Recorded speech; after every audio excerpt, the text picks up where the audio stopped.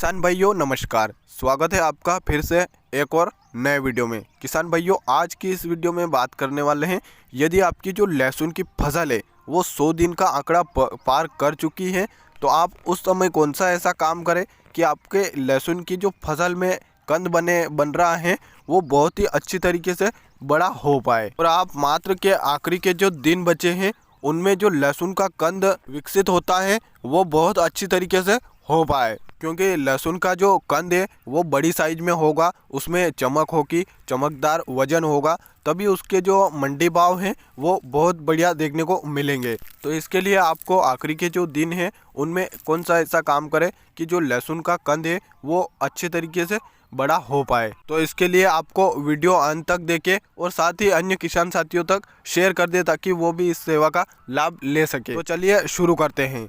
तो किसान भाइयों यदि बात करें लहसुन की फसल की, तो लहसुन की जो फसल होती है उसमें बुआई से लेकर अंत तक जो उनमें सिंचाई होती है वो बहुत बार होती है और उनमें जो खादों का मिश्रण है उसकी भी पूर्ति करनी बहुत आवश्यकता होती है। और इसके साथ साथ जो समय का बिल्कुल ध्यान रखना होता है, किस समय आपको कौन सा खाद डालें, इस बात का बिल्कुल ध्यान रखना है।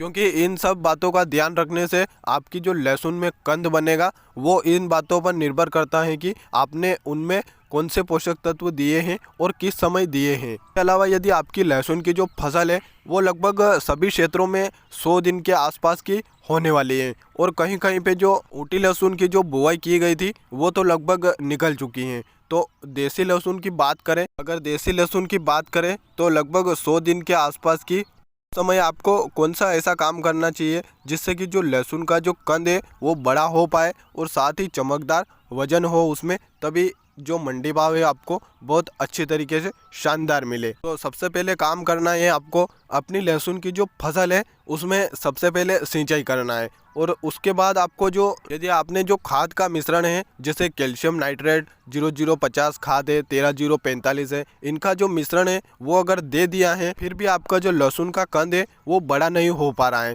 तो इसके लिए आपको क्या करना है कि 100 दिन के आसपास भी जो पीजीआर आता है उसका उपयोग कर सकते हैं। क्योंकि जो पीजीआर होता है उसमें जो पेक्लोबुटराजोल की मात्रा होती है 23%, उससे क्या होगा जो पौधा होगा उसकी जो थोड़ी चाल है वो रुकने लगेगी।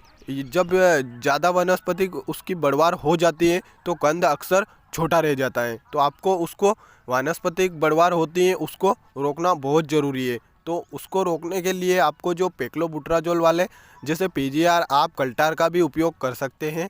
उसका उपयोग आप 100 दिन के आसपास से लेकर आखिरी के जो दिन है उनमें भी कर सकते हैं। जब आपकी लहसुन का जो पौधा है वो जब रस कंद में उतरेगा तभी जो कंद है वो बड़ा हो पाएगा। और साथ ही आपको जो बोरोन की मात्रा आती है उसका भी आपको उपयोग करना है, क्योंकि जो बोरोन की मात्रा होती है उससे जो लहसुन की जो क्वालिटी होती है वो चमकदार होती है। बोरोन के इस्तेमाल से लहसुन का जो कंद है उसमें क्वालिटी चमकदार और उसका पर्दा भी अच्छा रहता है। इसके अलावा अपनी जो लहसुन की जो फसल है उसमें यदि आपने थ्रिप्स नियंत्रण के लिए भी आपने दवाई का उपयोग किया है तो आपको लास्ट के दिनों में भी करना चाहिए, क्योंकि जो थ्रिप्स होती हैं वो हमेशा लगती रहती हैं। किसान भाइयों यदि आपकी जो लहसुन की फसल है वो 100 दिन के आसपास की है या फिर उससे ज़्यादा की है तो आप उसमें बेस्ट पीजीआर का उपयोग करें और साथ ही जो बोरोन की मात्रा है उसका भी उपयोग करें और साथ ही एक थ्रिप्स के नियंत्रण के लिए भी आप कीटनाशक का उपयोग करें। तो इससे आपको जो लहसुन का कंद है वो बहुत अच्छी तरीके से और जल्दी बड़ा होने लगेगा। लहसुन का जो कंद है उसमें चमक, क्वालिटी और वजन होगा जो मंडी भाव आपको काफ़ी अच्छे शानदार मिलेंगे। उम्मीद करता हूँ आपको छोटी सी जानकारी अच्छी लगी होगी। अगर आपको हमारे वीडियो अच्छे लगते हैं तो आप चैनल को सब्सक्राइब करके रखें ताकि हम आपके लिए ऐसे ही वीडियो लाते रहते हैं। आज के लिए इतनी ही जानकारी थी, लौटेंगे एक और नए वीडियो के साथ। धन्यवाद।